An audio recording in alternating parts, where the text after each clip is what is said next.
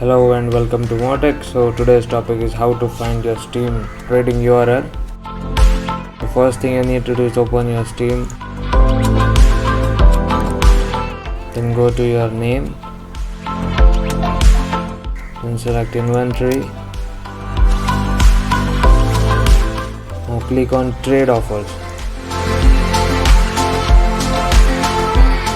Now here you have to select who can send me trade offers.